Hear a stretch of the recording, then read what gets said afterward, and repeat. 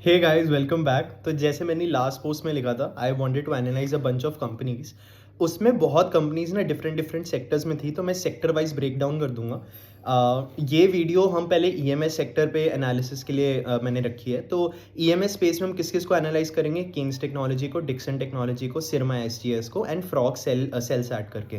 Frog सेलसैट एक telecom industry से related है, कंपनी है, बट वो भी अपनी एसएमटी लाइन्स शुरू कर रहे हैं। एसएमटी मतलब सरफेस माउंट टेक्नोलॉजी लाइन्स, और वो बेसिकली ईएमएस में उनकी एक एंट्री टाइप है, अब ऐसे लगा लो। तो हम उसको भी एनालाइज कर लेंगे, ठीक है।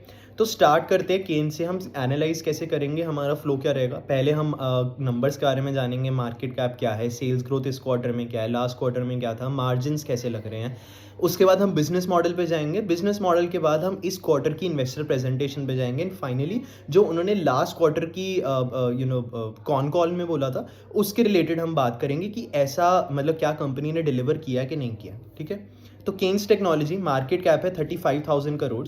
Sales in quarter two on year level 59% से बढ़ी। ये फिगर पिछले क्वार्टर में 70% था, उससे पिछले क्वार्टर में भी 70-75% था। PAT in quarter two on year level 90% से बढ़ा। ये फिगर पिछले क्वार्टर में 106% था, उससे पिछले क्वार्टर में भी 100+ था। ईपीएस जो है 69% बढ़ा, पिछले क्वार्टर में 75% बढ़ा, उससे पिछले क्वार्टर में भी आई थिंक यही नंबर था। आई एम नॉट श्योर दो ईपीएस के लिए। अब मैंने ईपीएस को इंक्लूड करना शुरू किया। जो लोग मेरी वीडियो देखते हैं उनको पता होगा मैं सेल्स ग्रोथ का पैट ग्रोथ करता था। अब मैंने ईपीएस भी डालना शुरू कर दिया वीडियोज़ में। वाई? क्योंकि आजकल बहुत कंपनीज जो है ना वो फंड रेज कर रही हैं बाय इशूइंग शेयर्स। तो प्रेफरेंशियल इशू आप देख लो, राइट्स इशू देख लो, ये सारे जो इशूज़ हैं ना ये तभी होते हैं जब आप जो शेयर्स हैं वो इशू कर दो। शेयर्स इशू करने का मतलब, अगर आपके पास पहले 1 लाख शेयर्स थे आपकी कंपनी के, आपने लेट्स से 1 लाख शेयर्स और ऐड ऑन कर दिए उस पर, तो ऑल्दो आप मनी तो वहाँ से उठा लोगे, it's an very easy way and a quick way to on board, to get some money and on board good management. However यहाँ पे इशू क्या है कि नंबर ऑफ शेयर्स बढ़ने के कारण आपका जो ईपीएस है ना, क्योंकि EPS is what, earning per share divided by price पर शेयर, तो वो जो है वो उसकी जो ग्रोथ है वो कम हो जाती है। तो इसलिए मैं इसको भी ट्रैक करने लगा हूँ, बिकॉज जो पी रेशियो है ना वो ईपीएस से डायरेक्टली रिलेटेड है। What is P? प्राइस पर शेयर डिवाइडेड बाय अर्निंग्स पर शेयर। अब आपने लेट्स से आपने पैसे उठा लिए, आपने इन्वेस्ट कर दिया, आपकी जो ग्रोथ रेट थी पहले 50% थी, अब 60-70-80% होगी। हाउएवर ईपीएस में जो ग्रोथ है वो फ्लैट है, तो आपका जो पी है वो अगर पहले 40 था तो अभी भी 40 ही रहा, राइट। तो वहाँ पे जो चीज़ है लाइक वो पी, फॉरवर्ड पी कैलकुलेशन इस सब में काम आती है, इसलिए मैं ईपीएस को भी इंक्लूड कर रहा हूँ, ठीक है। एबिटा मार्जिन जो इनके 17% थे, quarter two of physical year 24 पे इनके जो एबिटा मार्जिन थे वो 13% थे। पैट मार्जिन 14.5% है, quarter two of physical year 24 में ये 9% है, ठीक है। अब ये जो एबिटा मार्जिन है और पैट मार्जिन है, ये मैं एक साल पहले से मैं क्यों कंपेयर कर रहा हूँ? क्योंकि देखो ये जो भी पहली बात तो ये जो ईएमएस स्पेस है, या आप कोई भी और स्पेस लगा लो, इसमें सीजनैलिटी का फैक्टर रहता है। ईएमएस स्पेस में क्या है कि there is no seasonality in terms of जैसे गोल्ड ज्वेलरी कंपनीज हैं, उनको तब अच्छा लगता है, उनकी कंपनी बिजनेसेस तब पीक पे होती हैं जब शादियाँ हो रही होती हैं या फिर फेस्टिवल्स होते हैं, जो आजकल का टाइम चल रहा है। हाउएवर यहाँ पे ईएमएस स्पेस में बहुत ज़्यादा डिपेंडेंट है जो EBITDA margin on your product mix. तो फॉर एग्जांपल हम सिरमा एसजीएस के बारे में भी पढ़ेंगे। उनका प्रोडक्ट मिक्स जो है वो ऐसे कंपोनेंट्स की तरफ है जिनकी वॉल्यूम ग्रोथ जहाँ पे उनकी बहुत ज़्यादा होती है बट वैल्यू ग्रोथ होती नहीं है, ठीक है। तो बेसिकली क्या मेरा कहने का क्या मतलब है, जो मार्जिन हैं वो उनके फ्लैट रहते हैं या कम हो जाते हैं, बट वो वॉल्यूम टॉप लाइन बढ़ाते रहते हैं, आपकी सेल्स बढ़ती रहेगी, बॉटम लाइन नहीं बढ़ेगा। तो एबिटा मार्जिन को ट्रैक करना इसलिए ज़रूरी है, ये बताता है आपको कि प्रोडक्ट मिक्स क्या है। तो अभी हमने देखा केन्स का प्रोडक्ट मिक्स के हिसाब से इनका एबिटा मार्जिन 17% बढ़ रहा है, एंड द मोस्ट रीसेंट और the most relevant comparison you can do is year on year level पे, ठीक है। तो that is 13%। Until and unless management ने कुछ बोला हो कि इसका प्रोडक्ट मिक्स जो है वो लेट्स से क्वार्टर टू का product mix is similar to quarter four का product mix, in that case आप एबिटा मार्जिन क्वार्टर टू और क्वार्टर फोर के कंपेयर कर लो, ठीक है। तो बेसिकली माई पॉइंट इज मुझे लाइक टू लाइक कंपेरिजन करना है। तो हमने देखा है बिट्टा मार्जिन 17% हो गया, क्वार्टर टू फिजिकल ईयर 24 में 13% था। पैट मार्जिन 14.5% हो गया, क्वार्टर टू फिजिकल ईयर 24 में 9% था। तो दोनों ही अच्छी बातें हैं, ठीक है। अब let's start with the business model. ये पहली बात तो 10% जो है एक्सपोर्ट करते हैं, ठीक है। Out of the total revenues 10% export हो रहा है। टारगेट है इनका 20% के आसपास करने का by physical year 26, order book currently 5400 crore है। यही order book was at the same level at end of Q1 as well. तो दैट्स देयर। उससे पहले आई थिंक ये काफ़ी बड़ी थी, बट हाँ, तो दैट इज़ ऑल राइट। इसका मतलब ये है कि लास्ट क्वार्टर में जो उनको ऑर्डर बुक मिली 5400 करोड़, उन्होंने उसमें से कुछ एग्जीक्यूट किए, वो ऑर्डर बुक कम हुई, प्लस इनको नए ऑर्डर भी मिल गए, तो वो 5400 करोड़ पर आ गई फिर से। अब इनके दो वर्टिकल्स हैं, ठीक है, दो बिजनेस वर्टिकल्स हैं। पहला है ईएमएस स्पेस, ठीक है। तो ईएमएस स्पेस के बारे में जानते हैं। ईएमएस में क्या क्या करते हैं, ये डिज़ाइन करते हैं, मैन्युफैक्चर करते हैं, मेंटेनेंस, रिपेयर सर्विसेज, ये सारी देते हैं। अब ईएमएस स्पेस में इनके ना डिफरेंट डिफरेंट इंडस्ट्रीज़ हैं, ठीक है। वहाँ जाने से पहले मैं आपको दूसरे वर्टिकल का बारे में बता देता हूँ। तो वो वर्टिकल है ओसैट बिजनेस, जो आजकल बहुत ज़्यादा न्यूज़ में है। सेमीकंडक्टर आपने सुना होगा, राइट। तो जो ओसैट बिजनेस है वो है क्या? तो जैसे आप देखो, जो अब जिस फ़ोन से मैं रिकॉर्ड कर रहा था, राइट, उसके अंदर जैसे अब लेट्स से मैं आईफोन यूज़ कर रहा हूँ, तो आपने सुना होगा A15 बायोनिक चिप, एंड्रॉयड में स्नैपड्रैगन, सैमसंग के लिए टाइजन, सैमसंग के लिए भी एक अलग चिप होती है, आई एम नॉट श्योर, टाइजन तो उनका ऑपरेटिंग सिस्टम है। बट ये जो चिप्स होती है ना, इन्हें कहते हैं माइक्रो कंट्रोलर्स, ठीक है। तो ये जो चिप्स है ना, इनका एक प्रोसेस होता है बहुत लेंथी बनने का, और बहुत ही कॉम्प्लिकेटेड प्रोसेस है, ठीक है। तो ये स्टार्ट पता है कैसे करते हैं? स्टार्ट करते हैं ये सैंड लेके, जो रेता होती है, जो आपको डेजर्ट में मिलेगी, राजस्थान में मिलेगी। तो वो जो आप रेता जो है उसको आप लेते हो, आप उसको गर्म करते हो, उससे आप सिलिकॉन को अलग कर लेते हो। सिलिकॉन को अलग करके, जैसे चिप्स होते हैं ना, जो आप लेज़ वगैरह खाते हो, तो वो जो पतले पतले जो उनके स्लाइसेस हैं, ऐसे ऐसे स्लाइसेस कर देते हैं, तो मेल्ट करके बेसिकली एक सिलेंडर सा बन जाता है। उसको फिर ऐसे ऐसे ऐसे करके काट लेते हैं, जैसे आप लेट्स से आप कुकम्बर काट रहे हो, वैसे सोच लो। तो वो काटने के बाद उसको फर्दर डिवाइड करते हैं छोटे छोटे रेक्टेंगल्स में, उनके अंदर वो चिप जो है वो बनाते हैं। ये कंपनी कहाँ आती है? ये फाइनली जो चिप बन जाती है उसको पहले टेस्ट करते हैं कि ये चल रही है कि नहीं, एंड फाइनली उसको पैकेज करके रेडी रखते हैं ताकि वो फ़ोन्स वगैरह में यूज़ हो सके। तो ये होता है ओसैट बिजनेस। मैंने बहुत शॉर्ट में बताया। अगर आपको डिटेल में जानना है तो आप मेरी केन्स टेक्नोलॉजी की video for Q1 physical year 24 YouTube पर जाके देख लो। वहाँ पे बहुत डिटेल में मैंने प्रोसेस समझाया, आपको सारा वैल्यू चेन समझ आ जाएगा, ठीक है। तो हाँ, तो ओसैट बिजनेस क्या है? बेसिकली जो आपकी फाइनल चिप्स रेडी हो गई है उसकी असेंबली एंड टेस्टिंग, ठीक है, ये करते हैं। यहाँ पे इनकी जो पहली फैसिलिटी है वो 60 लाख चिप्स पर डे की होगी। Q4 ऑफ फिजिकल ईयर 26 से इनको सिग्निफिकेंट रेवेन्यू आने लग जाएगा। दूसरा इनका जो ओसैट एंड पीसीबी मैन्युफैक्चरिंग, तो ये एक वर्टिकल है। पीसीबी मतलब अगेन, आपने अगर रिमोट कभी टीवी का खोल के देखा होगा तो एक ग्रीन कलर की चिप होती है उस पर, राइट। ऐसी अगर आपने रिमोट कंट्रोल कार अगर आपने कभी चलाई होगी, उसको खोला होगा, तोड़ा होगा, गलती से आपसे टूट गई होगी, तो उसमें भी ग्रीन कलर की चिप होती है, वो होती है प्रिंट सर्किट बोर्ड या पीसीबी। तो ये इंडिया में एक स्टार्ट है कि जितनी भी, क्योंकि आप देखो जितनी भी इलेक्ट्रॉनिक्स आइटम है, ज़्यादातर मतलब सब में पीसीबी लगती ही लगती है, राइट। तो मतलब 99% टाइम्स तो ये ट्रू होगा। तो ये जो पीसीबी है, ये इतनी ज़्यादा यूज़ होती है इंडिया में। हाउएवर 85% इसका इंपोर्ट करते हैं हम, चाइना से इंपोर्ट करते हैं मोस्टली। तो ये इस चीज़ को गवर्नमेंट सब्सटीट्यूट करना चाहती है, इसलिए वो प्रमोट कर रही है। तो companies like Amber Enterprises, companies like Kaynes Technology, ये सारी जो है ये पीसीबी मैन्युफैक्चरिंग में आ रही है टू ब्रिज दैट गैप, ठीक है। तो दैट इज़ देयर। तो ये पीसीबी मैन्युफैक्चरिंग भी कर रहे हैं। ये HDI पीसीबी पे फोकस करेंगे, which is high density interconnected PCB. ये मतलब जैसे ज़्यादा कॉम्प्लेक्स एप्लीकेशन, जैसे मेरा फ़ोन वगैरह हो गया, इनमें जो पीसीबी होती है वो high density interconnected PCB type होती है। बेसिकली हायर एप्लीकेशंस में जो हायर कंप्यूटिंग पावर जिनको चाहिए एप्लीकेशंस को, वो वहाँ पे यूज़ होती है। ये भी फिजिकल ईयर 26 में स्टार्ट हो जाएगा। इन दोनों बिजनेसेस से, ओसैट एंड पीसीबी से, आपको लगभग 5000 करोड़ का रेवेन्यू आएगा बाय फिजिकल ईयर 30, ठीक है। अब हम जानते हैं ईएमएस स्पेस के बारे में, वापस आ जाते हैं। ईएमएस स्पेस में ना तीन इनके बिजनेस है, OEM box build, OEM PCBA and ODM, ठीक है। ये तीन बिजनेस है। सबसे पहले हम जानते हैं OEM और ODM में क्या फ़र्क होता है। OEM is original equipment manufacturer, ODM is original design manufacturer. तो होता क्या है, लेट्स से मैं कंपनी हूँ, मैं वोल्टास हूँ, मैं इनके पास गया, मैंने कहा देखो मेरे पास ये एसी है, मुझे इसकी मतलब वो अंदर इलेक्ट्रॉनिक सिस्टम सारा चाहिए, ये लो डिज़ाइन, मुझे आप मैन्युफैक्चर करके दो, राइट। तो एसेंशियली उसमें क्या हो रहा है, केन्स टेक्नोलॉजी वोल्टास से वो जो पूरा सिस्टम है वो ले रही है, उसको कॉपी पेस्ट करके उसको छापे जा रही है, राइट। तो मैन्युफैक्चर करे जा रही, दैट इज़ OEM। ODM क्या होता है? ODM में क्या होता है, वोल्टास आएगा, वो बोलेगा देखो मेरे को एक एसी चलाना है, एसी बनाना है जिसकी एनर्जी एफिशिएंसी इतनी हो, जो कूलिंग ऐसी कर सके, ये वो जो भी। तो अब वो मेरे को उसने प्रॉब्लम स्टेटमेंट दे दिया, मैं डिज़ाइन करूँगा वो इलेक्ट्रिकल सिस्टम और मैन्युफैक्चर करूँगा, ठीक है।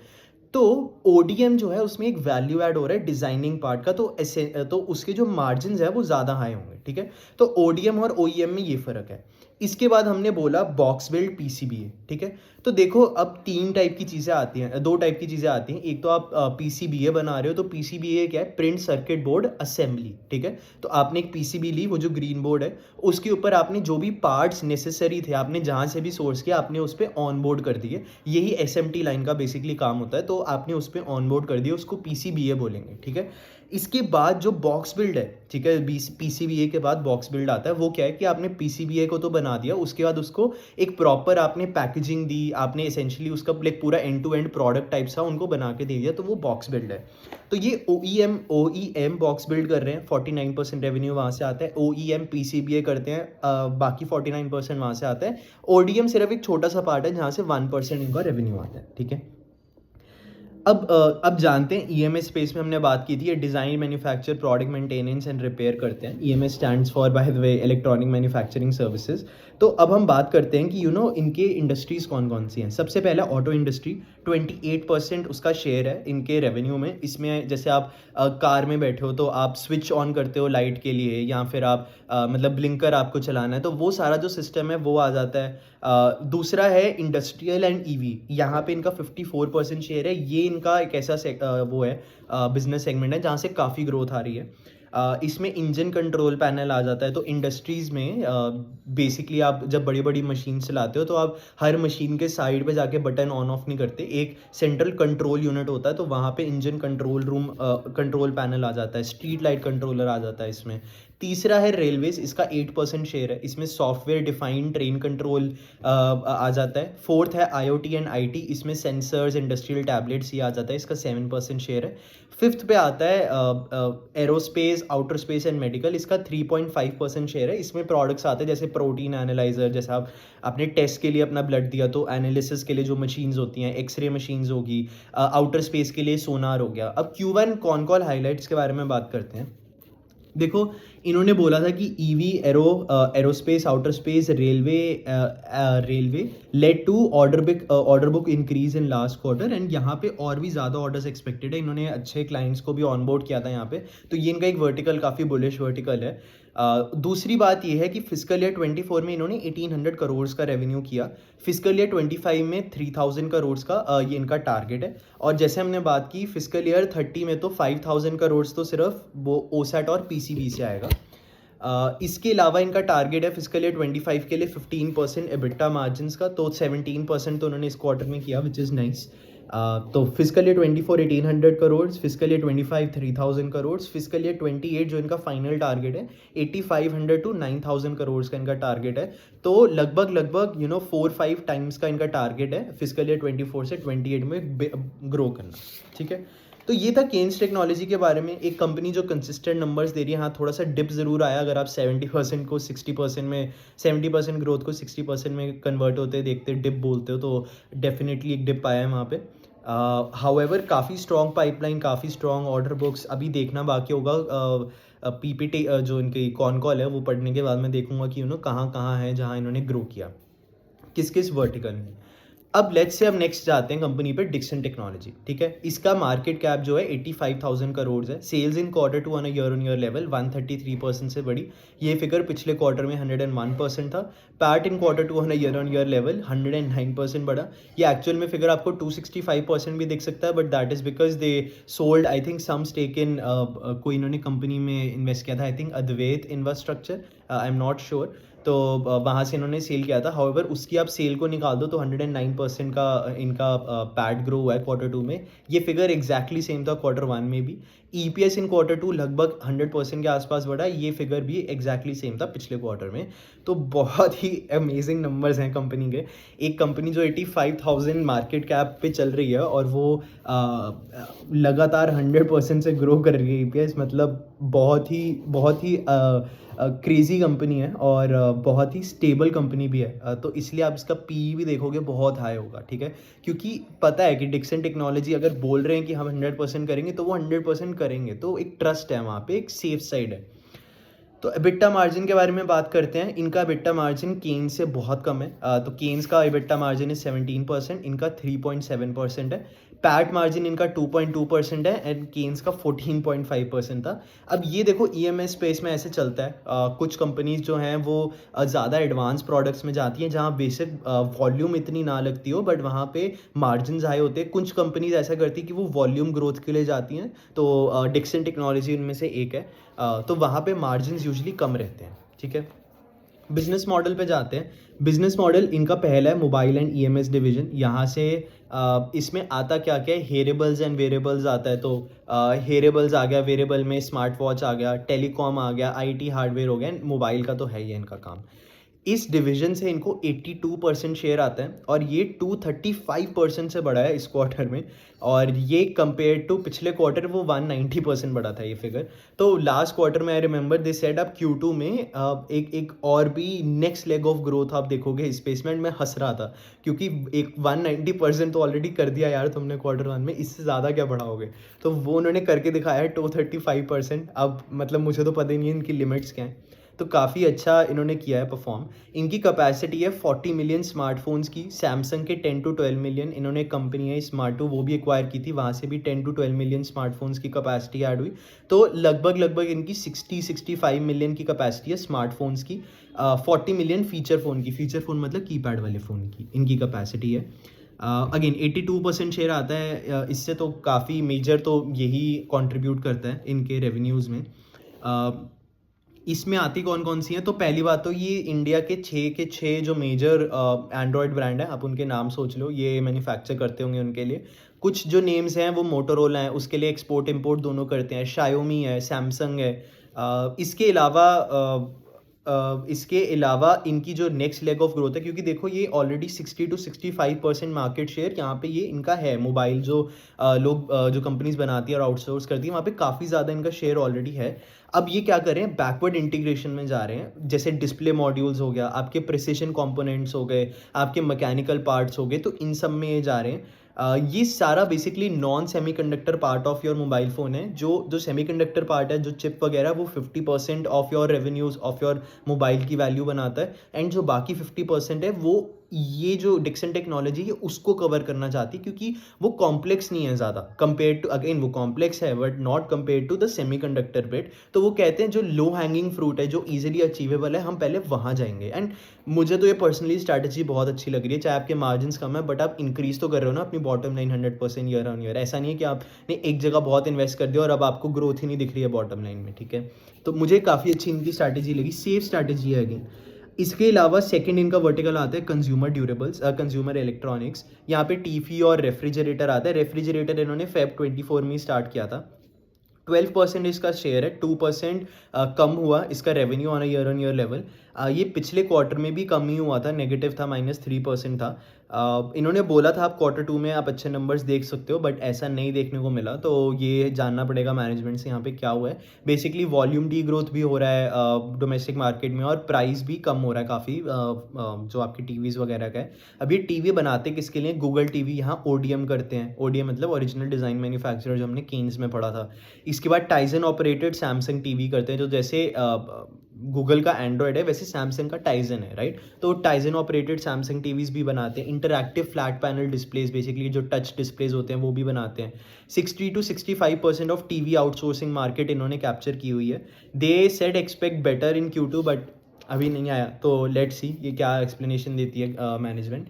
इनका जो थर्ड वर्टिकल है वो होम अप्लायंसेज है, 4% उसका शेयर है एंड 22% से इंक्रीज़ किया। इन्होंने बोला था Q1 में, जब इन्होंने 18% से ग्रो किया था, कि हम टारगेट करें सिग्निफिकेंट 2 डिजिट ग्रोथ। तो यहाँ पे इंक्रीज़ तो आया है। देखते हैं मैनेजमेंट का और टारगेट क्या है कौन कॉल में। इसमें इंक्लूड क्या क्या होता है, बॉश और लॉयड की washing machine, semi and fully automatic दोनों। चौथा इनका वर्टिकल, फोर्थ वर्टिकल है लाइटिंग। लाइटिंग में क्या आता है, 2% शेयर है इसका, 29% इंक्रीज़ हुआ। और ये ऐसा वर्टिकल था जो हमेशा मतलब डी ग्रो ही हो रहा था, और फाइनली लास्ट क्वार्टर में 2% बढ़ा था ये, इस बार 29% बढ़ा है। इनके लाइटिंग में बेसिकली आता क्या है, जो भी आपकी इंडस्ट्रियल लाइट्स वगैरह होगी, ये सारी चीज़ें आती हैं। और इन्होंने काफ़ी अपने प्रोडक्ट पे काम किया है, प्रोडक्ट इनोवेशन लाए हैं इस चीज़ पे। और मतलब काफ़ी एफर्ट करके इन्होंने अपना product portfolio towards high value products किया, launching new and high value products. Further इनके न्यू प्रोडक्ट्स आएंगे Q3 में, Q2 में भी इन्होंने लॉन्च किए। एक्सपेक्ट ग्रोथ इन्होंने बोला था फ्रॉम Q2 और वहाँ डिलीवर किया इन्होंने। Backward integration for mechanical parts जो है वो भी ये कर रहे हैं। इसके अलावा जो लास्ट वर्टिकल है वो है laptops tablets for Acer and Lenovo. यहाँ से इनको नेक्स्ट लेग ऑफ ग्रोथ आएगी इन्होंने बोला है। और नोटबुक्स जो हैं वो भी ये बनाने लग गए हैं। नोटबुक्स जो हैं वो स्टार्ट होंगी Q1 26 में। दो new clients major global brands इन्होंने बोला इन्होंने एक्वायर कर लिए हैं। New campus in Chennai 8 to 10 months में ये शुरू हो जाएगा। इसका टोटल मार्केट अभी मार्केट शेयर है, सॉरी जो मार्केट पोटेंशियल है, इसका मार्केट साइज है इस अपॉर्चुनिटी का, दैट इज़ 80,000 करोड़। ये स्टार्ट करेंगे 3.5 to 4,000 करोड़ बनाने से, and then with in next 6 years they will scale up to 47 to 48,000 crore. इसके अलावा वर्टिकल आता है, तो बेसिकली ये जो वर्टिकल था पहले लैपटॉप टैबलेट्स वाला है, ये इनका नेक्स्ट लेग ऑफ ग्रोथ है। मोबाइल वाले को कॉन्कर कर चुके हैं, वहाँ बैकवर्ड इंटीग्रेशन भी कर रहे हैं। इसके बाद जो नेक्स्ट वर्टिकल है जहाँ से ग्रोथ आएगी वो बैकवर्ड इंटीग्रेशन मोबाइल साइड पे है, एंड सेकंड है लैपटॉप्स टैबलेट्स नोटबुक्स। ठीक है, इनका अगला वर्टिकल है टेलीकॉम। ये EMS स्पेस में आ जाता है, बट मैं क्यों बता रहा हूँ क्योंकि इन्होंने लास्ट कॉन कॉल में इसके बारे में बोला था। तो they are adding one facility in Noida to meet the increase demand. इन्होंने 5G fix wireless access devices and internet setup boxes जो हैं वो किए थे। ACs जो हैं वो अलग वर्टिकल है। यहाँ इन्वर्टर कंट्रोलर बोर्ड ये बना रहे थे फॉर डाइकिन। चेन्नई कैंपस में ही ये कर रहे थे, अब ये एक्सप्लोर कर रहे हैं टू ऑल्सो एक्सपोर्ट ये जो PCBs है फॉर डाइकिन अब्रॉड। ठीक है, इसके अलावा जो नेक्स्ट कंपनी है, तो ये था डिक्सन टेक्नोलॉजी के बारे में। मतलब Kaynes and Dixon are giants of EMS। ये ऐसी कंपनीज हैं जो बहुत अच्छे से ग्रो कर रही हैं। आप इनकी PE देखोगे तो जो इनका ग्रोथ रेट आए, मतलब आप इससे कम PE में क्या ही मानोगे उनको, राइट। जैसे ट्रेंड है, ट्रेंड भी एक ऐसी कंपनी है जो बहुत स्पीड से ग्रो कर रही है और बहुत देर से ग्रो कर रही है। तो जो ऐसी कंपनीज हैं जो आपको पता है कि ये सेफ कंपनीज हैं, उनकी PE यूजुअली हाई होती है क्योंकि market trust them. Having said that, अगर इनका जो ग्रोथ रेट है वो 100% से डिक्सन का लेट्स से 50-40% आ गया किसी क्वार्टर में, तो बहुत पनिश भी होगा ये स्टॉक। तो संभल के रहना, मतलब ऐसे स्टॉक्स में हमेशा टोज पे रहना आपने। थर्ड कंपनी है सिरमा SGS। मार्केट कैप इसका 9,000 करोड़ है। Sales in Q2 on a year on year level 17% से बढ़ी। ये फिगर पिछले क्वार्टर में 93% था, उससे पिछले क्वार्टर में भी लाइक 70-80% तो प्लस ही होगा। PAT in Q2 on a year on year level 30% अब से बढ़ा। ये फिगर पिछले क्वार्टर में -28% था। तो इस क्वार्टर में सेल्स तो 17% से बढ़ी, बट पैट आपका 30% से बढ़ा। Sales however in last quarter 93% से बढ़ी, बट तब पैट जो है वो कम हो गया था 28% से। EPS जो है वो तब -31% हुआ, इस बार +28% है। तो मतलब यहाँ पे अगेन प्रोडक्ट मिक्स की बात आती है, क्योंकि इन्होंने Q1 ऑफ फिस्कल ईयर 25 में जो इनके मार्जिन्स थे, पैट मार्जिन्स, वो बहुत ही कम हो गए थे compare to Q1 of physical year 24। तो जब आपने ईयर ऑन ईयर आपने कंपैरिजन किया तो ऑल्दो सेल्स तो 90% से लगभग आप डबल कर रहे हो सेल्स, राइट। हाउएवर आपका जो बॉटम लाइन है वो कम हो रहा है। तो ये बताता है कि आप टॉप लाइन तो इंक्रीज कर सकते हो आप जितनी मर्जी कर लो, बट प्रॉफिटेबल ग्रोथ का होना भी ज़रूरी है, राइट।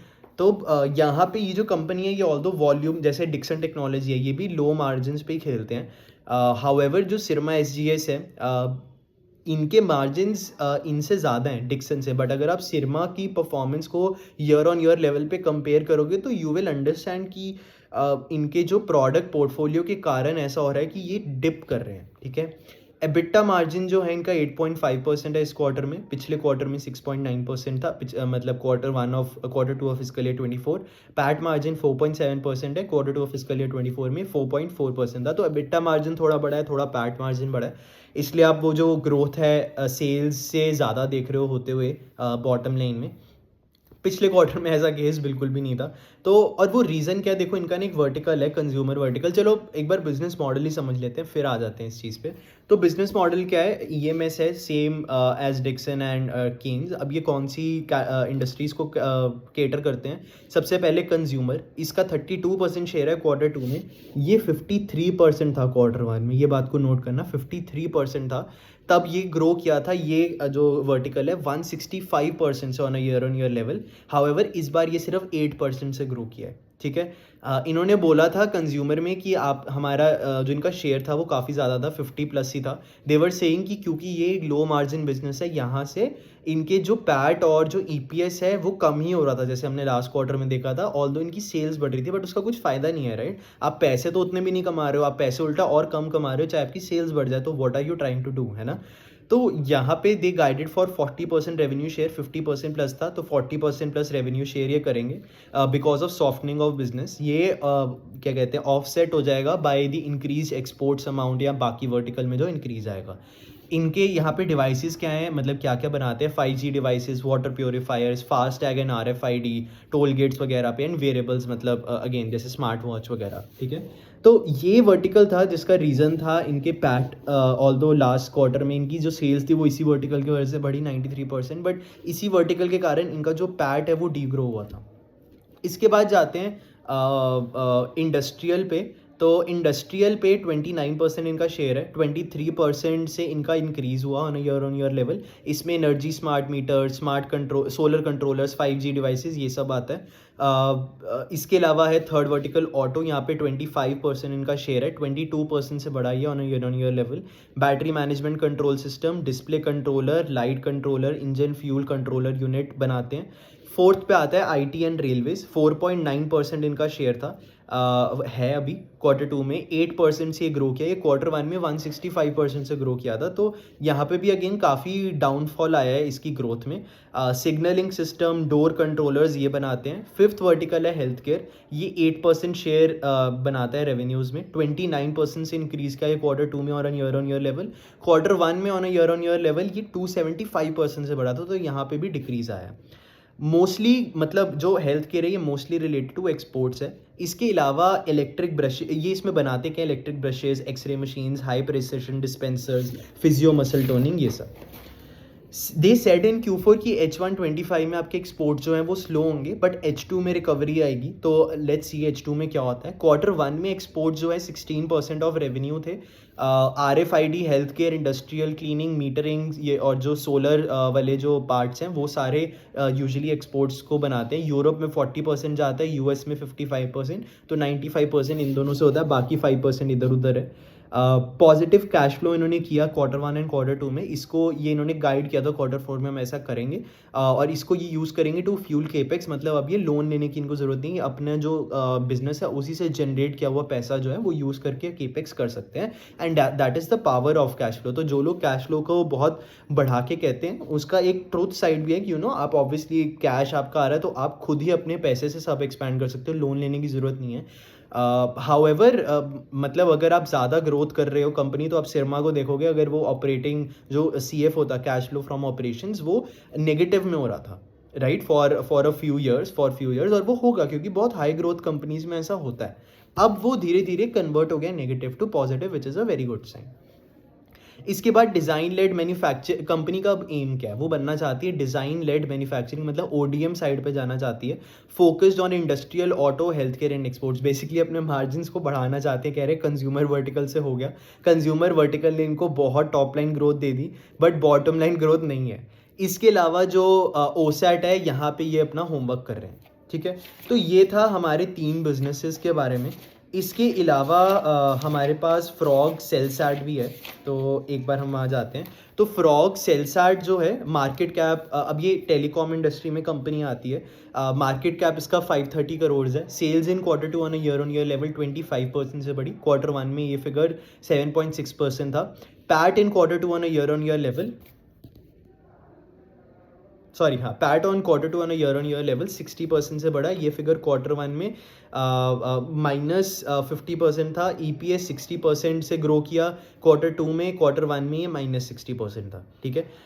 EBITDA मार्जिन 8.3% है, पैट इज़ 9.43%। EBITDA मार्जिन और पैट मार्जिन में क्यों फ़र्क है, क्योंकि अदर इनकम का कॉम्पोनेंट है। टैक्स रेट्स जो हैं वो फ्लक्चुएट कर रहे हैं कंपनी के। क्लोजेस्ट आप इनके कंपेयर कर सकते हो मार्जिन इज ईयर लेवल। अभी इनके पास डेटा नहीं था तो मैंने कंपेयर नहीं किया है। बिलिंग एंड बिल्डिंग, तो बेसिकली क्या होता है, जो इनके जो ये टेलीकॉम सेक्टर हैं, जो भी गवर्नमेंट रिलेटेड काफ़ी जो कंपनीज़ है ना, उनका क्या होता है बिजनेस में कि Q3 एंड Q4 ऐसे होते हैं जहाँ एक्चुअल में गवर्नमेंट बिलिंग करती है, लाइक आपको फाइनली पैसा आता है। तो ये जो कंपनीज है Q1 Q2 इनका जो, अगर आप एक ईयर फिजिकल ईयर उठाओ Q1 और Q2 compare to Q3 and Q4, तो Q1 Q2 में बहुत कम रेवेन्यू रहता है compare to Q3 and Q4, तो वहाँ पे इनको मेजर ग्रोथ दिखती है। ठीक है, तो ये भी एक कंपनी ऐसी है, टेलीकॉम सेक्टर पे है, काफ़ी चीज़ें गवर्नमेंट से लिंक्ड है, तो Q3 और Q4 में इनको काफ़ी अच्छा मतलब आप इनका इंक्रीज देखोगे। बिजनेस मॉडल क्या है, तो देखो हमने टेलीकॉम सेक्टर में डिटेल में बात की थी, कोर डिजिटल और तेजस को हमने एनालाइज किया था। तो आपको अगर पूरा वैल्यू चेन जानना तो आप मेरी वो वीडियो देखो जाके। कोर डिजिटल जो है वो इंफ्रास्ट्रक्चर बनाता है, बेसिकली जो आपके मोबाइल टावर्स हैं, जो भी ऑप्टिकल फाइबर्स वगैरह वगैरह हैं, वो सारा कोर डिजिटल बनाता है। और तेजस क्या बनाता है, आपके इक्विपमेंट बनाता है, जैसे जो भी जैसे आप मोबाइल से, जैसे आप 4G से कनेक्ट हुए हो, तो जो सिग्नल आप भेज रहे हो मोबाइल टावर पे वो कैसे पकड़ता है, राइट, वो जिस डिवाइसेस से यूज़ होता है वो तेजस बनाता है। फ्रॉग सेलसैट क्या करता है, ये जो सिग्नल है ये लास्ट माइल कनेक्टिविटी में मदद करता है, सिग्नल को एनहांस करता है, इन बिल्डिंग कवरेज करता है। तो लेट्स से आप एक एयरपोर्ट पे बैठे हो, राइट, एयरपोर्ट पे भी यू वांट की कनेक्टिविटी हो, यूजुअली नहीं आती है सेल फोन्स की, तो ये वहाँ पे जो इन बिल्डिंग जो कनेक्शंस हैं ये उस पर फोकस करते हैं। तो ये इनका एक मेजर वर्टिकल है, वन डैश सिस्टम इसको ये बोलते हैं। तो ये इनका एक काफ़ी मेजर वर्टिकल है, यहाँ से काफ़ी ग्रोथ आती है। अब कोर प्रोडक्ट एंड सोल्यूशंस क्या हैं इनके, ठीक है, तो कोर प्रोडक्ट एंड सोल्यूशंस क्या हैं, सबसे पहले RF रिपीटर्स आता है, ये बूस्ट करता है, एक्सटेंड करता है आपके वायरलेस सिग्नल्स को, इम्प्रूव करता है network coverage area specially in weak signal areas. दूसरा है ऑप्टिकल डैश, ये डिस्ट्रीब्यूटेड एंटेना सिस्टम है, ये फैसिलिटेट करता है, मतलब हेल्प करता है आपकी इंडोर कवरेज में, जैसे हमने डिस्कस किया in large venues using optical fibres, basically enhance करता है आपके सिग्नल को। आप कोने में भी, कहीं किसी भी कोने में चले जाओगे बिल्डिंग के, तो वहाँ पे भी आपको मोबाइल का सिग्नल मिल जाएगा, आपको इंटरनेट का सिग्नल मिल जाएगा। ये आपको मेट्रोज़ में यूज़ होता है, ये आपके एयरपोर्ट्स में यूज़ होता है, ऐसी ऐसी जगह यूज़ होता है। तीसरा है इंटरफेरेंस मिटिगेशन सिस्टम, बेसिकली आप जो भी सिग्नल कर रहे हो उसके इंटरफेरेंस को कम करेगा, सिग्नल की क्लैरिटी ज़्यादा आएगी। बेस स्टेशन एंटेना बनाता है, तो जो एक मोबाइल टावर होता है उसमें एक रिसीवर होता है, उसको आप मोबाइल यूनिट बोलते हो, वो सिग्नल लेके बेस बैंड यूनिट या बेस स्टेशन को भेज देता है, तो वहाँ पे वो प्रोसेसिंग वगैरह करके ऑप्टिकल फाइबर के थ्रू जहाँ से डेटा लेना होता है वहाँ भेज देता है, तो बेस स्टेशन एंटेना बनाते हैं ये। इसके अलावा स्मॉल सेल एंटेना बनाते हैं, they provide coverage in high density areas और in areas where traditional cell towers are not available. इसके अलावा नेटवर्क एक्सेसरीज हैं, जैसे RF एंड CPRI जंपर, इसमें they use to connect equipment with cell towers और small cell sites. इसके अलावा भी और प्रोडक्ट्स हैं, operating and management maintenance services भी ये करते हैं, बेसिकली ये सारा इंफ्रास्ट्रक्चर से रिलेटेड ही है।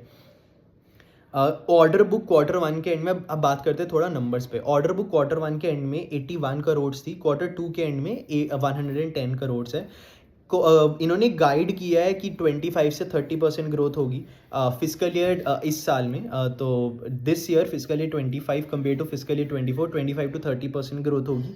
तो ये एसेंशली इट मीन्स कि फिजिकल ईयर 25 में they will do 200 crore, half one of physical year 25 में they have already done 80 crore, so now 120 crore is pending. They said Q3 में ये 120 में से 65 to 70 करोड़ तब करेंगे, एंड द रिमेनिंग Q4 में 40 करोड़ करेंगे। तो अगर आप ऑर्डर बुक देखो, order book right now is 110 crore, right, तो इन्होंने बोला Q3 में 70 करोड़, Q4 में 40 करोड़, तो 110 करोड़ तो वहीं पर हो गया। तो इनको एडिशनल 10-20 करोड़ कहीं से लेकर आना है, ठीक है, तो वो भी अभी ऑर्डर विंस तो आती रहते हैं, तो that is already, I don't think that will be an issue, but हाँ दिस इज द मैथ।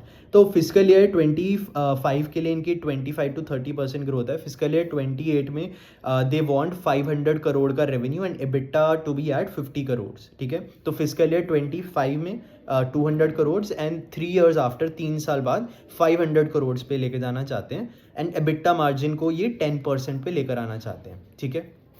अभी इन्होंने 8.3% किए हैं, Q1 में इनके 14-15% का इन्होंने, हाँ सॉरी, तो अभी इन्होंने 8.3% किया, this is Q2, right.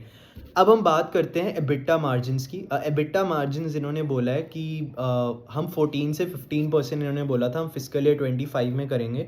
However इनका ना रॉ मटेरियल प्राइसेस बढ़ गए, इनके प्राइस नेगोशिएशन, अब देखो रॉ मटेरियल प्राइसेस यहाँ बढ़ जाते हैं तो नेगोशिएशन इस फील्ड में बहुत मुश्किल है। तो इन्होंने डिक्रीज़ कर दिया अपनी गाइडेंस फ्रॉम 14-15% टू 12-13%, और इन्होंने 12-13% किया, इन्होंने 8.3% किया है Q2 में। वो अगेन इसलिए हो सकता है क्योंकि बिलिंग नहीं हो रही है अभी, आगे जाके Q3 Q4 में यूजुअली इनका स्ट्रॉन्ग होता है, तो वहाँ पे जाके आपको देखने को मिल जाएगा।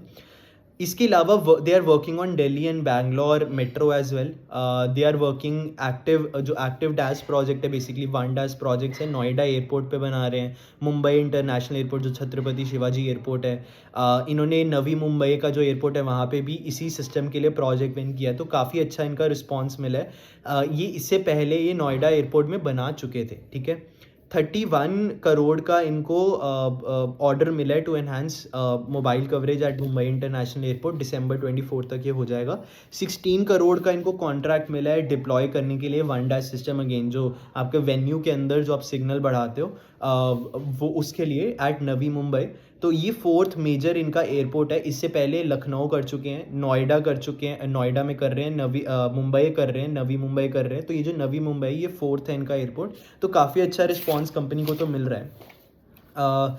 अब ये जो टेलीकॉम सेक्टर है ना, बाकी 2 कंपनीज देखोगे तो तेजस ने तो 8 टाइम्स या 10 टाइम्स या 11 टाइम्स रेवेन्यू ग्रो कर दिया Q2 में on a year on year level, तो वो तो बहुत ही क्रेजी कर दिया उन्होंने।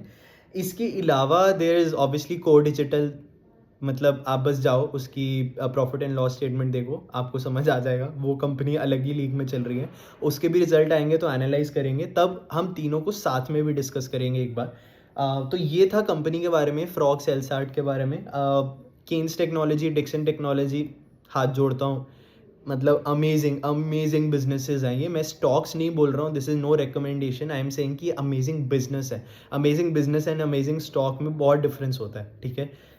तो that is there, and yeah looking forward to tracking them in the next quarter as well. Thank you.